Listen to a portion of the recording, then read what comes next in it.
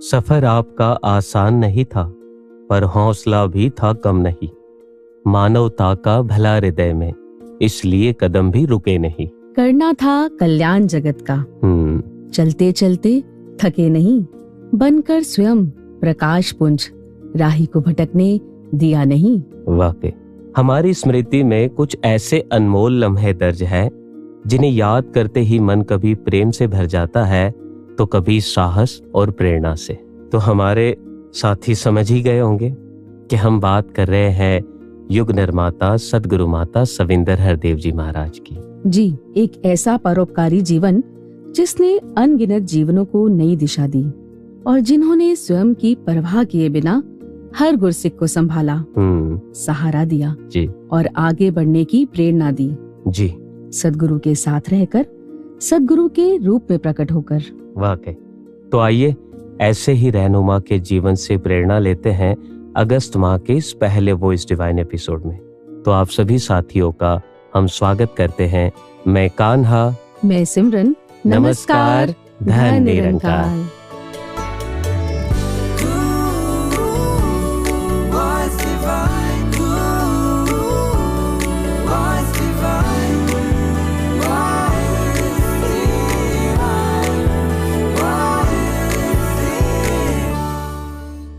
सिमरन जी, सदगुरु माता सविंदर जी महाराज जिनके व्यक्तित्व के अनगिनत रूप थे, उनकी महिमा और गुणों का वर्णन करने बैठे तो शब्द भी स्वयं को अपर्याप्त महसूस करने लगते हैं। बिल्कुल कान्हा जी, सदगुरु माता सविंदर जी का जीवन ऐसा था मानो तपती धूप में तरवर की शीतल छाया हो। जिनकी छत्र छाया में हर किसी ने सुकून और ठंडक का अनुभव किया। जहाँ पल भर भी मिले हुए उनके साथ से सारे दुख और चिंताएं मानो विलीन हो जाती। एक आदर्श पत्नी, स्नेहमयी बहू और ममतामयी माँ। उनका जीवन त्याग, सेवा और समर्पण का सुंदर उदाहरण है। जी बिल्कुल। और सिमरन जी, सदगुरु माता सविंदर जी जिनका जीवन और उनकी शिक्षा हमें हमारे डेली रूटीन लाइफ में जो अप्स डाउन्स है ना, उससे कैसे बाहर आए या बैलेंस बनाए, उसमें भी हेल्प करते हैं। जैसे माता सविंदर जी ने अपने विचारों में वो ग्वालन का उदाहरण देते हुए फरमाया, साथ संगत जी, कुछ दिन पहले बाबा बुल्ले शाह जी की कुछ लाइंस पढ़ने को मिली। वो बाजार में एक दूध की दुकान के आगे खड़े होते हैं। वहाँ एक नौजवान ग्वालन दूध बेच रही होती है और जो भी दूध लेने आता है उसके पूरे पैसे गिन के उसको अपने गले में डाल के फिर उन पैसों के हिसाब से उन सबको दूध देती है। साथ संगत जी, इतने में एक नौजवान लड़का आता है और उसको पैसे पकड़ाता है। वह गिनती भी नहीं और ऐसे ही अपने गले में डाल देती है और उसका बर्तन पूरा दूध से भर के उसको दे देती है। बाबा बुल्ले शाह जी जब ये देखते हैं तो उसको पूछते हैं कि इसके साथ ऐसे क्यों। आगे से वो जवाब देती है, मोहब्बत में हिसाब किताब नहीं होता।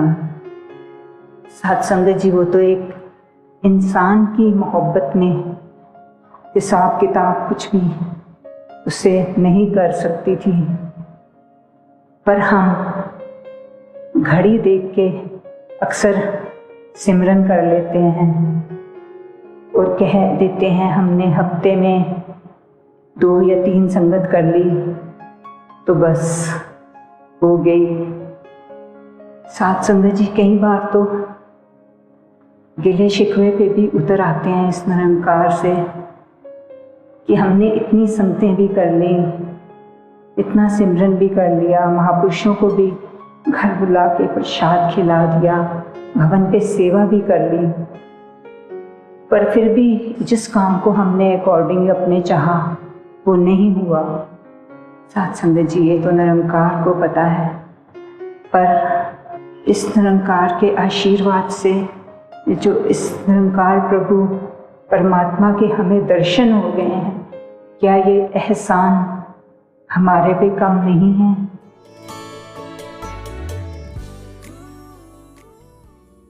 कितनी सुंदर सिखलाई है। ये सुनकर तो सिमरन जी मुझे ये महसूस हो रहा है कि मैं भी इन सिखलाई को अपना लूं और अपने जीवन में ले आऊं, और अब तक जो मैंने अपने रिश्तों में हिसाब किताब किए हैं वो बंद कर दूं, तो फिर रिश्तों में मिठास आ जाएगी। जी, इनफैक्ट मुझे भी यही लग रहा है कि I need to work on this. जी। और कान्हा जी, आजकल घरों में जो छोटे मोटे मनमुटाव या कले कलेश दिखाई देते हैं ना जी, उसके पीछे भी एक बहुत बड़ा कारण ये होता है कि हम कहीं ना कहीं हिसाब रखने लगते हैं। जैसे मैं ही सब कुछ क्यों करूं? आप कुछ नहीं करोगे, मैं कब तक अकेली करती रहूंगी, या मैं अकेला कब तक करता रहूंगा। जी, मेरी अपनी जिंदगी है या नहीं। ऐसे कई छोटे छोटे हिसाब हमारे मन में इकट्ठे हो जाते हैं और धीरे धीरे प्रेम की जगह शिकायतें लेने लगती हैं। जी, वैसे सिमरन जी, कुछ प्रैक्टिकल अगर बात करूं तो अपने बारे में सोचना या फिर कुछ हिसाब प्लानिंग के लिए करना जी गलत नहीं है, लेकिन सिर्फ अपने बारे में ही सोचना और हिसाब सिर्फ इस बात का कि मुझे क्या मिला, तो ये तो ठीक नहीं है। बिल्कुल नहीं। फिर तो रिश्ता चाहे भक्त और भगवान का हो, गुरु और शिष्य का हो या पारिवारिक रूप में हो जी, वो कमजोर हो जाता है। और सिमरन जी, मुझे लगता है रिश्ते वहीं दम तोड़ देते हैं जहां वो हमारे से मेरे और तुम्हारे पर आ जाते हैं। और ऐसे में सद्गुरु की दिव्य शिक्षा कमजोर हुए उस रिश्ते को नया जीवन दे देती है। वाकई, ये कहकर कि प्रेम में हिसाब नहीं होता। तो अब इन्हीं भावों को और मजबूती प्रदान करते हैं जी, और सुनते हैं संपूर्ण हरदेव वाणी का पावन शब्द जी। प्रेम गली में आने वाला जीते जी मर जाता है। प्रेम गली में आने वाला जीते जी मर जाता है।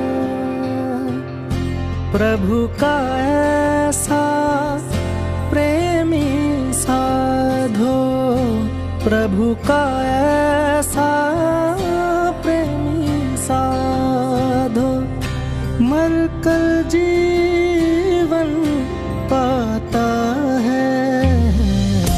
प्रेम गली में आने वाला जीते जी मर जाता है।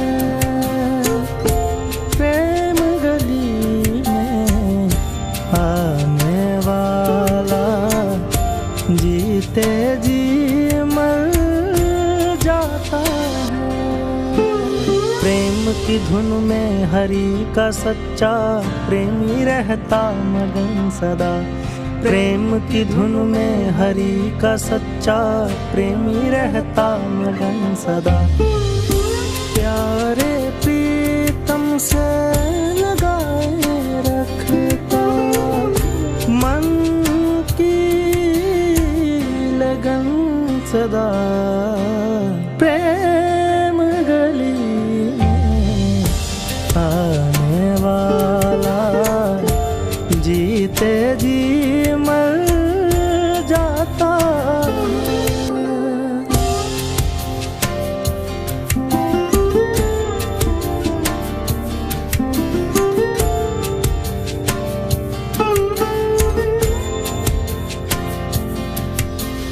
हर पल हर क्षण प्रेमी केवल प्रेम का ही रस चखता है।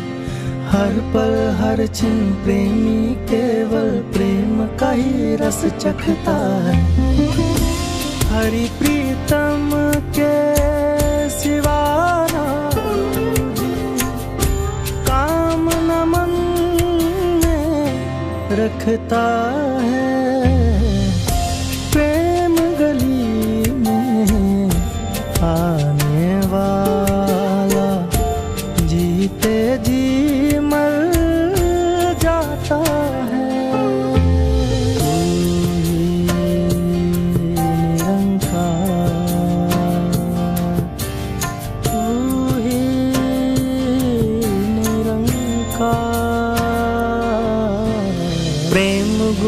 का बढ़ता रहता गुरु भगत के नित मन में, प्रेम गुरु का बढ़ता रहता गुरु भगत के नित मन में, प्रेम गुरु का पाकर गुरसिख आनंद पाए जीवन में, प्रेम गली में आने वाला जीते जी मर जाता है।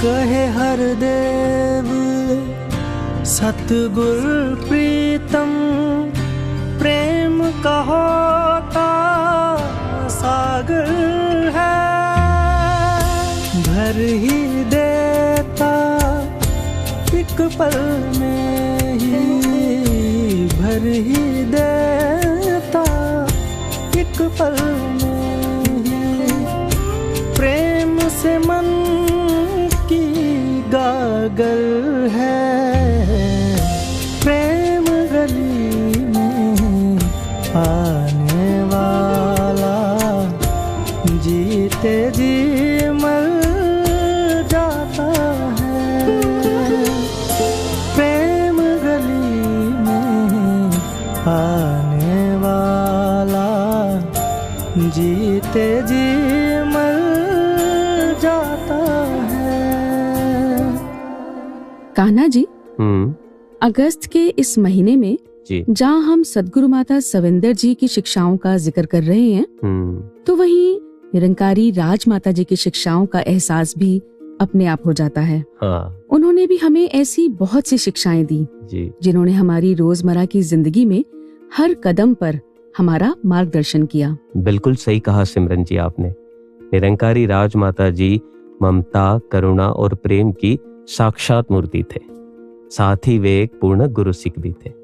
उन्होंने स्वयं भी गुरु सिक्खी का जीवन जिया और साथ संगत को भी निरंतर गुरु सिक्खी के मार्ग पर चलने की प्रेरणा दी। यहाँ तक कि आपने भी सुना ही होगा, कई बार तो सीधे ही वो नुस्खे बता दिए हमें जिससे भक्ति मजबूत हो सके और गुरु सिख वाला किरदार बना रहे।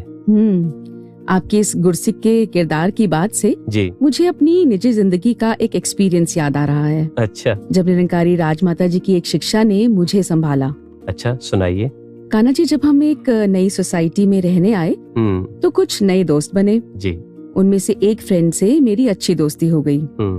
अक्सर साथ में वॉक पर जाना, मार्केट जाना होता। लेकिन ना उनका बात करने का तरीका कुछ ऐसा था कि वो कभी ना कभी कुछ ना कुछ ऐसी बात कह देती जो दिल को चुभ जाती, हर्ट कर जाती। और फिर मैं घर आकर अपने हस्बैंड से बात करती और परेशान हो जाती कि आज उन्होंने मुझे ऐसा कह दिया, वैसा कह दिया। तब हस्बैंड ने कहा, घर आकर परेशान होने से अच्छा है कि वो जब भी तुमसे कुछ ऐसा कहती हैं तो उसी समय उनसे बात करके क्लियर कर लिया करो। बिल्कुल सही कहा उन्होंने। और सिमरन जी, मुझे भी ऐसा ही लगता है कि अगर किसी की कोई बात आपको पीड़ा दे रही है तो बड़े मर्यादित ढंग से उनसे बात करके उसी समय उस बात को क्लियर कर लेना चाहिए, बजाय के उनके प्रति मन में कोई नेगेटिविटी लाए। बात तो सही है कान्हा जी, पर उस समय ना शायद मेरे मन में बात स्पष्ट करने का भाव ही नहीं था, बल्कि एक गुस्से का भाव था। मन में यही था कि अगली बार अगर इन्होंने मुझे कुछ कहा ना तो मैं भी उन्हें उसी समय अच्छा सा जवाब दूंगी ताकि वो फिर कभी मुझसे इस लहजे में बात ना करें। लेकिन फिर से 2-3 बार ऐसा ही हुआ। उन्होंने कुछ कहा और मैं बिना कुछ बोले वापस आ गई। और फिर घर आकर याद आया कि मैं तो बहुत कुछ कह सकती थी, लेकिन उस समय कुछ याद क्यों नहीं आया। फिर एक दिन मैंने ठान लिया कि अगली बार मुझे रुकना नहीं है।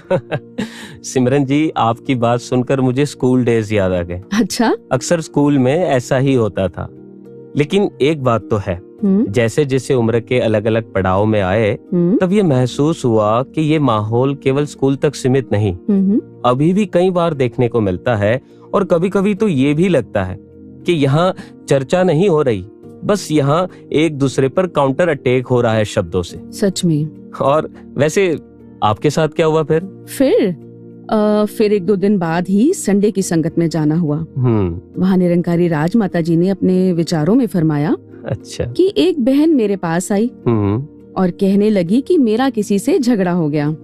उसने मुझे बहुत कुछ सुना दिया, लेकिन राजमाता जी मुझे उस समय उसे कोई उल्टा जवाब देना याद ही नहीं आया। बिल्कुल आपकी तरह। तब राजमाता जी ने कहा अच्छा हुआ कि तुम्हें कुछ याद नहीं आया। और फिर राजमाता जी ने एक और सुंदर उदाहरण दिया। उन्होंने कहा कि एक बार कोई महापुरुष बाबा जी के पास आकर कहने लगे कि किसी से मेरा झगड़ा हो गया। उसने मुझे ये कहा वो कहा, लेकिन दास भी कहाँ चुप रहने वाला था। दास ने भी उसे खूब सुना दिया। दास कौन सा कम है? फिर राजमाता जी ने समझाया कि एक तरफ तो हम स्वयं को दास कहते हैं और दूसरी तरफ सामने वाले को उल्टा जवाब देने की बात करते हैं।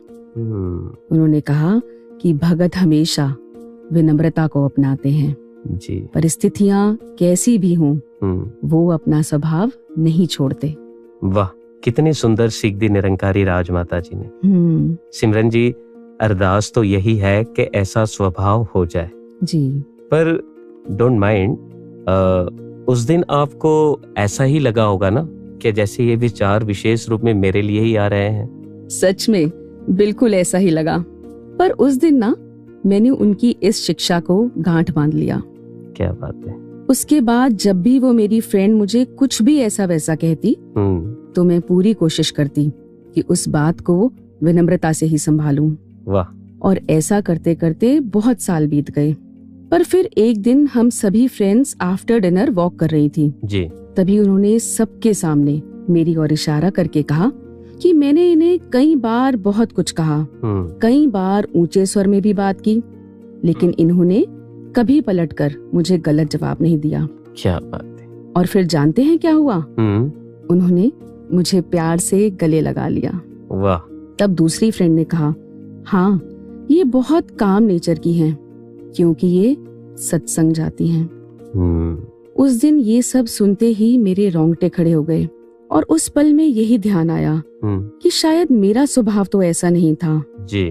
पर निरंकारी राजमाता जी आपकी शिक्षा ने ही मुझे संभाला। वाह सिमरन जी, ये तो चलो निरंकारी राजमाता जी की उन सिखलाइयों को ध्यान रखते हुए आप खामोश रहे जी। इवन मन से भी खामोश रहे। कि कई बार तो ऐसा भी सुनने आया कि जवाब में ये कह दिया गया कि मैं कुछ नहीं कहूंगा तुम्हें तो निरंकार ही जवाब देगा। तो फिर ये कहाँ खामोशी हुई जी। मन तो बोल रहा है ना, और वो भी वो शब्द जो बिल्कुल अनुचित है। और सिमरन जी, अगर आपको जवाब देना है या अपनी बात रखनी भी है जी, तो अभी समय के सदगुरु ने तो हमें ये विवेक भी बख्शा कि कहीं पर तो रुकना और झुकना है, लेकिन कहीं पर स्टैंड भी लेना है अपनी बात को रखने का। या यूं कह लो, कुछ गलत हो रहा है तो सही समय पर सही जगह और सही व्यक्ति के आगे मर्यादा पूर्वक अपनी बात को रखा जा सकता है जी। बिल्कुल। न कि ये सोचकर अपनी बात ही न रखे कि लोग क्या कहेंगे और उस बात को बस सहन करते रहे। तो कई बार बात करने से भी बात बनती है। That's so true, Kanha ji. Ji. And we are so blessed ना कि हमें इतनी प्रैक्टिकल गाइडेंस मिलती है जी, जो भक्ति की मर्यादा के साथ साथ आजादी से जीना भी सिखाती है। तो आइए इसी तरह से सदगुरु की शिक्षाओं को जिन्होंने अपना जीवन बनाया है, ऐसे महात्मा से उनके अनुभव श्रवण करते हैं जी। धन निरंकार जी, मैं शुभानी गुड़गांव से। मैंने बचपन से ही माता सविंदर जी को आइडलाइज किया है, एडमायर कह लीजिए या इन्फ्लुएंस। आज कितनी बार कितनी सिचुएशंस में माता सविंदर जी की टीचिंग्स मुझे गाइड करती हैं to take my next step. और जितना माता जी के करीब रहने का मौका मिला, यही समझ आया कि वे वर्ड से ज्यादा एक्शन से टीच करने में बिलीव करते थे। मुझे क्लियरली याद है, शादी से पहले माता जी के साथ कहीं जाने का मौका मिला तो मैंने उनसे पूछा कि मैं नए परिवार में जाने वाली हूँ, मैं क्या करूँ? तो माता जी ने सिर्फ 2 शब्दों का जवाब दिया, विशाल हो जाओ। और ये मेरी लाइफ की सबसे बड़ी लर्निंग्स में से एक है। अक्सर छोटी छोटी बातें मन में इतनी बड़ी हो जाती हैं कि वे सारा दिन हमारे मन में घूमती रहती हैं। उन्हीं से फिर हम स्ट्रेस ले लेते हैं, यहाँ तक कि अपनी तबीयत भी खराब कर लेते हैं। किसी से माफ़ी मांग लें या किसी को माफ़ कर दें, इसमें जो विशालता है वो जीवन बदल सकती है। और इस विशालता का स्रोत या सोर्स है एम्पैथी। ये एम्पैथी जो माता सविंदर जी के रोम रोम में बसी थी, जिसके कारण साध संगत माता जी के पास आकर अपनी सारी दिल की बातें कर पाते थे। जब हम दूसरे के नजरिए से चीज को देखते हैं तो अपने आप ही या तो मिडिल पाथ आ जाता है या फिर उस प्रॉब्लम को टैकल करने का सलूशन। सिमरन जी, अगर मैं अपनी बात करूं तो मैंने सदगुरु माता सविंदर जी के जीवन से कुछ सीखा है। तो एक ऐसा भाव है जो जब भी मैं लो फील करता हूं तो एक नई एनर्जी दे देता है, और वो भाव है रुकना नहीं। मतलब हर परिस्थिति में, चाहे फिर वो आपके हक में हो या ना हो, just do your best, don't think too much about the result. बिल्कुल सही, डू योर बेस्ट। इनफैक्ट यही हमारे हाथ में भी है जी। और मुझे तो लगता है कि हम बस यही करते रहें। रिजल्ट हमारे फेवर में आए या ना आए, एक सेटिस्फेक्शन जरूर मिलता है। बिल्कुल मिलता है। सिमरन जी, अभी कुछ दिनों पहले ही कुछ यूथ के साथ बैठने का मौका मिला, और वहीं कुछ मुझसे बड़े, ये समझो मे बी उनकी एज 45-50 रही होगी। अच्छा। और उनके साथ ट्रैवल किया तो मैंने एक बात नोट की। क्या? कि नो डाउट जनरेशन और रीजंस अलग अलग है, बट उनकी सबकी प्रॉब्लम ऑलमोस्ट सेम थी। जैसे कि मानो हर व्यक्ति किसी न किसी सवाल का जवाब खोज रहा है।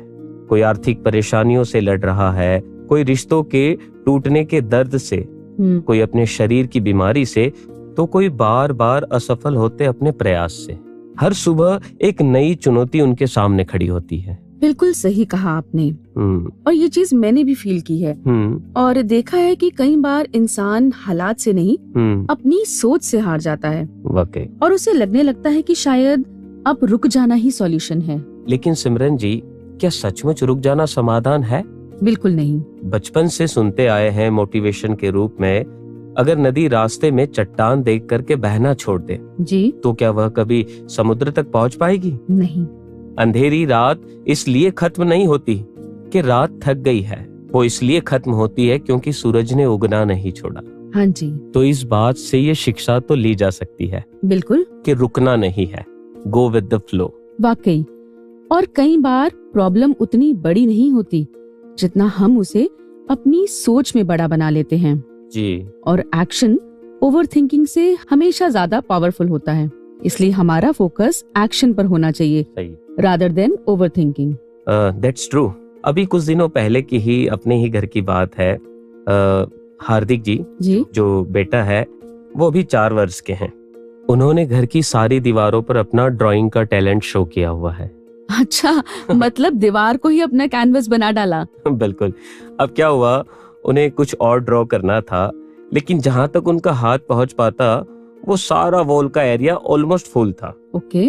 और मैंने देखा कि वो लिविंग रूम में जो सोफा रखा था, उस सोफे का जो बैक का हिस्सा होता है जहां हम बैक को सहारा देते हुए बैठते हैं, अब वो उसके ऊपर भी खड़ा होने का प्रयास कर रहे थे ताकि हाथ और ऊपर तक पहुंच सके। अच्छा। लेकिन वो इतना आसान नहीं होता क्योंकि वहां बहुत जगह नहीं होती। यस। अब वो बार बार कोशिश कर रहे थे, हो नहीं रहा था। और ये सारा ही मंजर में देख रहा था तो मैंने ये देखा कि कई बार उनकी बॉडी लैंग्वेज में थकान भी आई। जाहिर है। हाँ, लेकिन उन्होंने अपनी कोशिश बंद नहीं की, रुके नहीं, और फाइनली जहाँ खड़ा होना मुश्किल लग रहा था वहाँ खड़े भी हुए और दीवार पर पूरी एक कार्टून की फैमिली भी ड्रॉ की। बढ़िया। इनफैक्ट मैंने उसका वीडियो भी बनाया है। तो फिर तो वो दीवार बहुत ही सुंदर लग रही होगी। वैसे कान्हा जी रिकॉर्डिंग के बाद वो वीडियो जरूर दिखाइएगा। पक्का जी। कान्हा जी, ये कुछ ऐसे वाक्यात होते हैं जो हमें एक नई ऊर्जा, एक पॉजिटिविटी से भर देते हैं। वाकई। और हमारा पॉजिटिव होना किसी उम्र से जुड़ा हुआ नहीं है। आपने अपने 4 साल के बेटे हार्दिक जी की बात की जी, तो सुन के मुझे 65 वर्ष के कर्नल सैंडर्स की कहानी याद आ रही है। अच्छा। ज्यादातर लोग उस उम्र में रिटायरमेंट की सोचते हैं, लेकिन उनके पास न अच्छी नौकरी थी, न पैसा और न ही कोई बड़ी कंपनी जी। पर उनके पास बस एक चीज थी, अपने हाथों से बनाई हुई एक रेसिपी। अच्छा। और जानते हैं, वो रेसिपी लेकर एक रेस्टोरेंट में गए और एक नहीं, 10 नहीं, बल्कि 1000 से भी ज्यादा बार उन्हें ना सुनने को मिला। सोचिए, अगर वो 100वीं बार, 500वीं बार या 1000वीं बार रुक जाते तो शायद आज दुनिया उनको जानती ही नहीं जी। उन्होंने हार नहीं मानी और एक हाँ ने उनकी पूरी जिंदगी बदल दी। क्या बात। और आज वो एक बहुत बड़ी ब्रांड के फाउंडर हैं। वाह। तो इससे तो यही समझा जा सकता है कि आज अगर आपका कंटेंट वायरल नहीं हो रहा, अगर इंटरव्यू क्लियर नहीं हो रहा, अगर एग्जाम में पास नहीं हो रहे या लोग आपको समझ नहीं रहे, तो इसका ये मतलब नहीं है कि आपकी कहानी खत्म हो गई है। यस, पिक्चर अभी बाकी है मेरे दोस्त जी। हो सकता है आपकी अगली कोशिश ही आपकी जिंदगी बदल दे।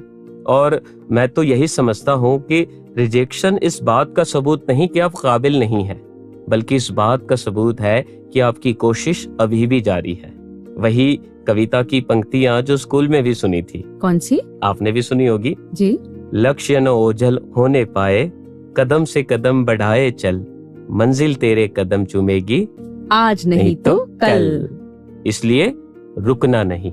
बेशक कान्हा जी, रुकना नहीं है, ये बात तो सही है, लेकिन इसका अर्थ ये भी नहीं है कि हम बिना सोचे बस भागते ही रहें। वाह। लक्ष्य के लिए निरंतर चलना और सही दिशा दोनों आवश्यक हैं। जी। मेहनत करनी है, अभ्यास भी करना है, अनुशासन में भी रहना है, बिल्कुल, और अपने हर कर्तव्य को पूरी निष्ठा से निभाना है। सही कहा। लेकिन इस निरंतर चलने के बीच एक ठहराव भी उतना ही आवश्यक है। वाह, कितनी कमाल की बात कही आपने। और ये ठहराव हार का नहीं, विश्वास का है। जी। ये वो क्षण है जब हम स्वयं से कहते हैं, मैंने अपनी ओर से पूरी ईमानदारी, पूरी मेहनत और पूरी लगन से प्रयास किया है। अब जो होगा वह परमात्मा की इच्छा और उसकी योजना के अनुसार होगा। बिल्कुल। जैसा कि माता सविंदर जी महाराज जी ने भी कहा, God's plan is better than our plan. बिल्कुल। और जब ये भाव जीवन में आ जाता है ना, हाँ जी, तब दौड़ना भी आनंद बन जाता है। क्या बात। चलना भी आनंद बन जाता है। और यदि कभी परिस्थितियां हमें ठहरने पर विवश करें, तो वो ठहराव भी बेचैनी नहीं बल्कि विश्वास का प्रतीक बन जाता है। जी।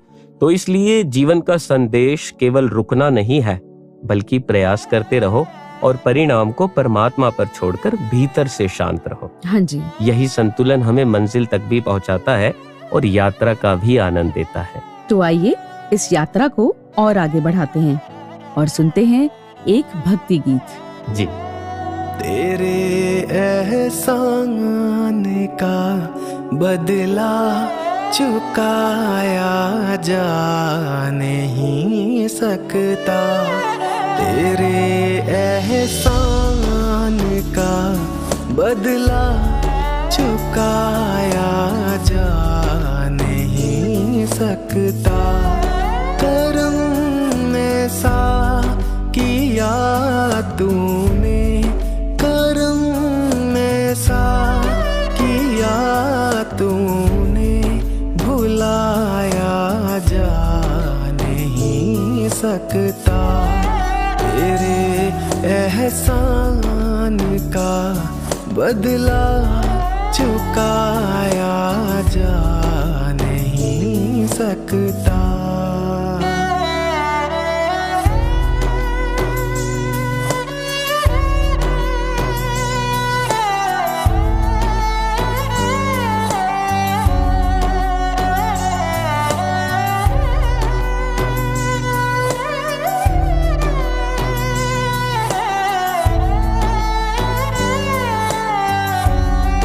बड़ी ऊंची तेरी रहमत है, छोटी सी जुबां मेरी, तुम्हें दाता समझ पाऊं, तुम्हें समझ पाऊं है हस्ती वो कहाँ मेरी। तेरी रहमत को शब्दों में सुनाया जा नहीं सकता। तेरे एहसान का बदला चुकाया जा नहीं सकता। तेरे एहसान का बदला चुकाया जा नहीं सकता। कान्हा जी जी, जीवन में कई बार ऐसी घटनाएं होती हैं जो उस समय तो शायद सामान्य लगती हैं, लेकिन बाद में जब उन्हें याद करते हैं तो बहुत गहरी सीख दे जाती हैं। अच्छा। मुझे याद है एक बार सदगुरु माता सविंदर जी के साथ पहाड़ों में ट्रैक पर जाने का अवसर मिला। क्या बात। और वहाँ एक पौधा होता है जिसे जो स्थानीय लोग हैं जी वो बिच्छू बूटी कहते हैं। बिच्छू बूटी? जी।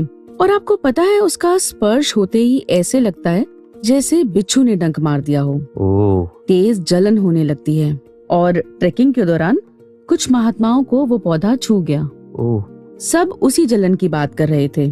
तभी माता सविंदर जी वहाँ पर आए और बड़े सहज भाव से बोले, कोई बात नहीं, इसके बिल्कुल पास जो जंगली पालक उगा है ना, उसके पत्ते को मसल कर लगा लो। अच्छा। यही इसकी दवाई है। वैसा ही किया गया और सचमुच थोड़ी ही देर में वो जलन शांत हो गई। उस दिन तो बात वहीं खत्म हो गई जी। लेकिन बाद में जब इस इंसिडेंस को याद किया तो एक भाव आया कि जिस जगह से पीड़ा आई थी उसका उपचार भी तो उसी के पास मौजूद था। वाह। अभाव केवल सही जानकारी का था। जैसे ही सही ज्ञान मिला समस्या ही खत्म हो गई। वाह, ऐसा ही कुछ हमारे साथ भी हुआ था। तो सुनाइए ना। महाराष्ट्र का एक समुद्री तट है, वहाँ एक बार मैं, मेरी वाइफ श्रद्धा जी और कुछ महात्मा हम घूमने गए थे। अब वहाँ के एक स्थानीय सज्जन है जिनकी अपनी बोट थी, तो वो हमें अपनी बोट में बैठाकर समुद्र के बीच ले गए। ओके। और फिर उन्होंने हम सबको लाइफ जैकेट पहना दी और समुद्र में उतार दिया।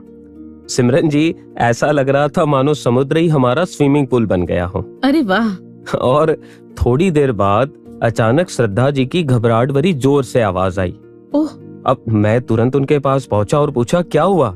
तब उन्होंने कहा कि मुझे ऐसा लगा जैसे मुझे करंट लगा हो और बहुत जलन हो रही है पैर में। ओके। तो जैसे ही उन्होंने कहा तो मैंने अपने मित्र से कहा और फिर हमने उनको बोट में लिया। और वो जो जिनकी बोट थी उन्होंने जब ये देखा तो मुझे कहने लगे कि घबराइए नहीं, ये जेलीफिश का स्पर्श हुआ है। अच्छा। और इसका इलाज यही है, किनारे की गिली रेत लगा लेंगे। और फिर हमने किनारे आकर के वैसा ही किया और कुछ ही देर में उन्हें आराम मिलने लगा।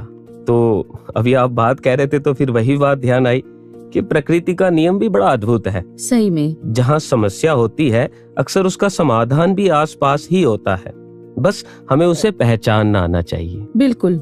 और अगर हम इन दोनों घटनाओं को जीवन से जोड़कर देखें जी, तो लगता है कि हमारी जिंदगी में भी तो ऐसा ही होता है। हम किसी कठिन परिस्थिति को देखकर केवल प्रॉब्लम पर ही ध्यान लगाए रखते हैं। सच है। लेकिन यदि उसी समय हमारा ध्यान सॉल्यूशन की ओर मुड़ जाए तो कई बार हल हमारे बहुत ही पास होता है। वाह। जरूरत केवल सही दृष्टि और सही ज्ञान की होती है जी। और हमारे लिए तो जब भी समस्या के हल की बात आती है तो वही पंक्तियां जहन में आ जाती हैं और शायद अभी हमारे श्रोताओं के मन में भी आ गई होगी। मेरे मन में भी आ गई है। अच्छा, तो मिलकर बोलते हैं जी। हर मुश्किल दा हल सतगुरु है, कल भी सतगुरु सी आज भी सतगुरु है। वैसे Kanha ji, how do you deal with your problems?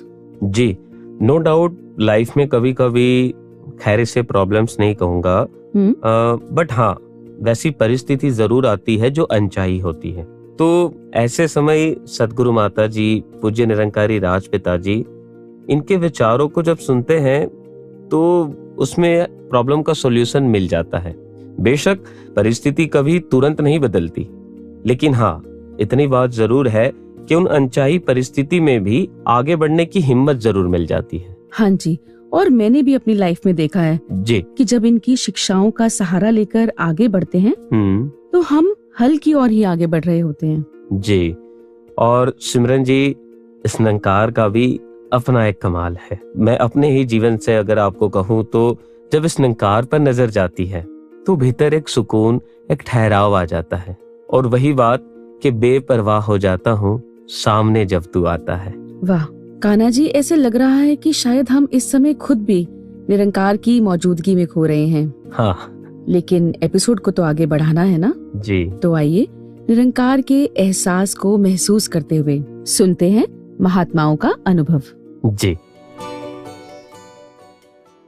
धन निरंकार जी, दास विजय बत्रा, निरंकारी कॉलोनी से। सतगुरु माता सविंदर जी महाराज दास को उनके जीवन की एक घटना याद आती है कि बरामदे में नमस्कार हो रही थी। दास किसी काम के सिलसिले में खड़ा था। दास ने देखा कि पंजाब से एक परिवार आया है और वो परिवार का नौजवान बच्चा इंग्लैंड में स्टडी करने के लिए जा रहा था। अब जहाँ वो आशीर्वादों की कामना कर रहे थे, माता जी कहने लगे कि पब्लिकेशन से कुछ सामान ले आओ, इस बच्चे को देना है। अब वो 10-12 किलो का सामान जिसमें मिशन की किताबें थी, और सत्संग बच्चे से कहा कि बेटा जी आपने किताबें लेके जानी है। और सत्संग जो परिवार उनके साथ आया था और वो देखने लगे भी कहाँ इतना सामान बच्चे ने जाना है, अपना सामान पूरा नहीं हो रहा और माता जी ने ये सामान दे दिया है। अब बच्चे ने अरदास करके हाँ तो कर दी। अब परिवार चला गया, सामान पैक हो गया, उनको पहुंचाना था, पहुंचा दिया। दास ने माता जी से पूछा, माता जी अब वो नमस्कार करके आशीर्वाद लेने आए थे, तो ये किताबें आपने क्यों दी? कहने लगे कि किताबें मिशन की इनको दे दी हैं। जब ये बच्चा एयरपोर्ट से उतरेगा, दासी फ़ोन कर देगी, वहाँ से भी महात्मा इनको लेने आ जाएंगे। इसी बहाने ये भवन भी देख लेगा, महापुरुषों से मिल जाएगा और एक दिन वहाँ रुककर संगत भी कर लेगा। साथ संगत से इसका नाता जुड़ा रहे, मिशन से इसका नाता जुड़ा रहे, महापुरुषों से मिलता रहे। तो यही प्रयास है। किताबें तो कैसे भेजी जा सकती हैं, लेकिन यही ध्यान था कि ये संगत के साथ जुड़ा रहे। और एक और घटना, वो मंसूरी का एक्सीडेंट सन 2000 में, कि जब वो बड़ी गाड़ी ट्राली के साथ टकरा गई और साथ संगत दास के जीवन साथी सोनिया जी और बिटिया साक्षी जी भी उस गाड़ी में थे जी। और दास पीछे पायलट में हुजूर के साथ जब लगभग आधे घंटे के समय के दौरान वहाँ पर पहुँचे, अब सत्संग दास देख रहे कि गाड़ियाँ क्योंकि साइड पे खड़ी हो गई, वो कच्चा रास्ता था, मिट्टी थी। सतगुरु माता जी बाबा जी के चरणों में लेट गए, बिल्कुल दंडवत लेट गए और हाथ जोड़ के अरदास करने लगे, बाबा जी गिनती नहीं कटनी चाहिए, किसी को कुछ नहीं होना चाहिए। अब सत्संगत जहाँ दुनिया तौर पे देखता है एक्सीडेंट हो जाए, इंसान पहले उधर भागता है, लेकिन पहले सत्संग सच्चे पातशाह के चरणों में अरदास। फिर कुछ सेकंडों के बाद जब गाड़ी में पहुंचे, सभी बहनों को नीचे उतारा धीरे धीरे। किसी को फ्रैक्चर थे, किसी की कहीं ना कहीं ऐसे चोटें लगी थी और अंदर कांच भी बहुत से महापुरुषों के, किसी की आंख में, किसी के किधर ऐसे। तो सत्संगत जब पायलट में स्वयं माता जी बैठे, अब बहनें बैठी हैं, एक और पुलिस की गाड़ी में बहनें बैठी हैं, जो पायलट में बहनें बैठी हैं। अब सत्संगत वो टिश्यू लेकर अपने हाथों में माँ बैठी है और वो किसी को लग रहा है कि मुझे कोई वॉमिटिंग फील हो रही है, या किसी को लग रहा है कि मैं कुछ प्यास लगी है। सबको मना कर रहे हैं, किसी ने कुछ नहीं पीना। पहले आप मेरे हाथों में टिश्यू के अंदर आप पहले थूक दो, तुम्हारे मुंह में कांच नहीं जाना चाहिए, कांच अंदर नहीं जाना चाहिए। सत्संग दुनिया में देखो, हमारे किसी सफ़र करते साथ किसी को वॉमिटिंग हो जाए, हम शीशा खोल देते हैं। ये एक माँ ही कर सकती है, माँ ने करके दिखाया। सब बहनों से अपने टिश्यू में जिन्होंने थूका, उसे टिश्यू को लपेटा, अपने पर्स में साइड पे रखा, फिर और टिश्यू निकाले। ये सब जब दास के जीवन साथी ने बताया, फिर ये भी बताया कि आगे कैसे महापुरुषों को फ़ोन किए। और सत्संगत एक विशेष बात, जब ये सब महात्मा ठीक ठाक होकर घर पहुँच गए, सच्चे पातशाह भी 2 दिन के बाद पहुँच गए। सत्संगत दुनिया में देखो, कोई भी हमारा रिश्तेदार बहुत से करीब भी अगर कहीं पे किसी को चोट लग जाए, हम ऐसा प्रयास करते हैं 1 बार, 2 बार, 3 बार, लेकिन जब तक माता जी मंसूरी से आने के बाद, चाहे वो सेवादार महात्मा निरंकारी कॉलोनी की 4 नंबर गली में रहते थे, चाहे प्लॉट में रहते थे, उसमें से कुछ पार्क में रहते थे, और आदरणीय जेडी शर्मा जी के जीवन साथी जिनको चोट काफ़ी लगी थी, निरंकारी कॉलोनी में प्रतिदिन उन्होंने आना, डेली आना, कभी फ्रूट, कभी कुछ, इतना ही पूछना, भले 1 आध 2 मिनट 5 मिनट रुकना, लेकिन ये जो पूछना ठीक हो, मेडिसिन ले रहे हो, ये एक माँ ही कर सकती है। कैसे उन्होंने सदगुरु के सामने बच्चों की भूलें बख्शवानी और हम सेवादारों के प्रति जो भी हमें कभी ऐसे लगा हम उदास हैं, तो माँ वो तमाम जीवन में हमारे आशीर्वाद देके हमारे दामन को खुशियों से भरती थी। धन्यकार जी। कितना सुंदर अनुभव था महात्माओं का। वाकई कान्हा जी, सदगुरु जब भी इस धरा पर अवतरित हुए, उन्होंने मानवता को इस निरंकार प्रभु परमात्मा के साथ ही जोड़ा जी। और ये जो जुड़ाव है वो बेचैन मन को सुकून और हताश मन को उत्साह दे जाता है। बिल्कुल सही कहा सिमरन जी आपने, और ये मैंने एक्सपीरियंस भी किया। कुछ सालों पहले जब मैं अपनी भतीजी के साथ डिनर के बाद वॉक कर रहा था, हाँ जी, तब वो शायद 5वीं या 6ठी कक्षा में थी। अब चलते चलते उन्होंने चांद की तरफ देखा और बोली, चाचू I want to be an astronaut. Wow. मैंने कहा व्हाई नॉट बेटा, बिल्कुल बन सकते हो, बस उसके लिए मेहनत, सही पढ़ाई और सही मार्गदर्शन चाहिए। बिल्कुल सही कहा। तो उन्होंने कहा कि बट चाचू मुझे बहुत डर लगता है, अगर मैं चांद पर चली गई तो वहां कोई होगा ही नहीं, मैं अकेली पड़ जाऊंगी। अच्छा, ऐसा कहा उन्होंने? हाँ, अब उस समय बस यही एक थॉट आया और मैंने उनसे कहा कि बेटा, निरंकार से जुड़े होने का सबसे बड़ा बेनिफिट जानते हो क्या है? तो उसने कहा क्या? तो मैंने कहा बेटा, हम कभी अकेले नहीं होते, हम कभी हेल्पलेस नहीं होते, और तुम अगर चांद पर भी चले जाओगे तो निरंकार तो पहले से वहां मौजूद है ना। सच में। इसलिए पूरे ब्रह्मांड में भी तुम कभी अकेली नहीं हो सकती। वाह। इतना सुनते ही उसके चेहरे पर प्यारी सी मुस्कान और कॉन्फिडेंस आ गया और बोली, बात तो सही है चाचू। आपकी ये बात सुनकर सिर्फ कॉन्फिडेंस ही नहीं, गॉडफिडेंस भी आ गया होगा। और हो सकता है कई स्टूडेंट्स इस बात को सुन रहे होंगे, तो उनमें भी यही भाव आ रहा होगा। जी। कान्हा जी, सदगुरु की ये शिक्षाएं चाहे बच्चे हों, बड़े हों या स्टूडेंट्स हों, सभी के लिए इक्वली एप्लीकेबल और सभी के लिए अनमोल हैं। जब हम बच्चों के मन में ऐसे सकारात्मक विचार बोते हैं, तो वही विचार आगे उनके दोस्तों, उनके रिश्तों और फिर पूरे समाज तक पहुंचते हैं। बात तो सही है, लेकिन सिमरन जी, अगर कभी कहीं कोई चलते चलते किसी कारणवश या अज्ञानतावश गलत दिशा में या गलत रास्ते पर निकल जाए, तो ऐसे समय क्या करें? उस समय याद करें सदगुरु माता सुदीक्षा जी महाराज का वो कथन जी, जिसमें उन्होंने बड़े ही सरल शब्दों में कहा, अगर कहीं गलत दिशा में आगे बढ़ भी गए हो जी, तो यू टर्न लिया जा सकता है। वाह। और सिमरन जी, मुझे तो लगता है कि ये अनुकंपा केवल सदगुरु ही कर सकते हैं। बेशक, क्योंकि गलत दिशा का अर्थ केवल रास्ता भटकना नहीं है। ये तो हमारे मन के विकार हो सकते हैं, हमारी गलतियां हो सकती है, हमारे गुनाह हो सकते हैं, या जीवन में बार बार होने वाली भूल भी हो सकती है। हाँ जी। लेकिन इन सब के बाद भी इन्होंने कहा, वापस आ जाओ, अभी भी समय है, यू टर्न लिया जा सकता है। जी, और ये कम्प्लीटली सदगुरु की ही बख्शिश है जी। इसलिए इनके मार्गदर्शन को लेकर निरंतर आगे बढ़ते रहना है। जी बिल्कुल। तो आइए, अब समय हो चला है इस संवाद को विराम देने का, लेकिन हमारी आध्यात्मिक यात्रा जारी रहेगी जी, और आपकी भी। और अब जाते जाते जुड़ते हैं सदगुरु माता सुदीक्षा जी महाराज के पावन प्रवचनों के साथ सदगुरु वचनामृत के माध्यम से। और अब हमें दीजिए इजाजत। नमस्कार, धन निरंकार। जैसे ये जिक्र भी हो रहा है माता सविंदर जी का कि कैसे वो पहले पूज्य माता जी रूप या फिर सदगुरु के रूप में बाद में वो एक कितना प्रेरणा से भरा जीवन, कितना वो भक्ति से युक्त जीवन, और ऐसे ही एक सिर्फ वो नहीं कि किसने कोई नज़दीक से उनका जीवन देखा हो या दूर से, एक जो एहसास, एक हम वो देखें कि कैसे हर पल उन्होंने संगत को प्राथमिकता दी। एक खुद उस रूप में तो चाहे पत्नी रूप भी सदगुरु का और खुद सदगुरु फिर, पर कभी भी मन में भाव ऐसे नहीं आने दिए तब भी यही कहते थे कि मैं सद्गुरु बाबा हरदेव सिंह जी की अनुयायी हूँ। कभी भी अपनी पहचान इस तरह नहीं बताते थे कि पारिवारिक रूप क्या है।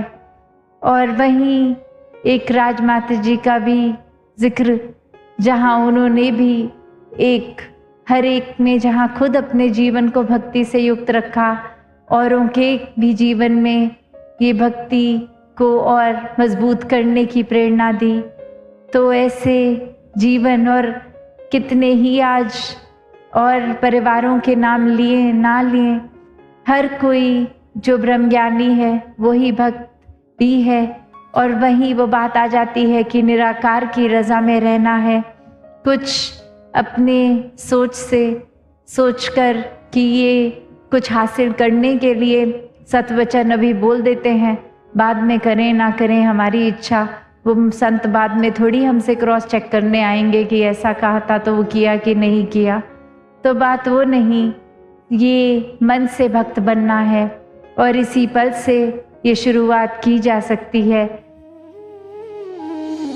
हर मुश्किल दा हल सतगुरु है, कल भी सतगुरु सी आज भी सतगुरु है। हर मुश्किल दा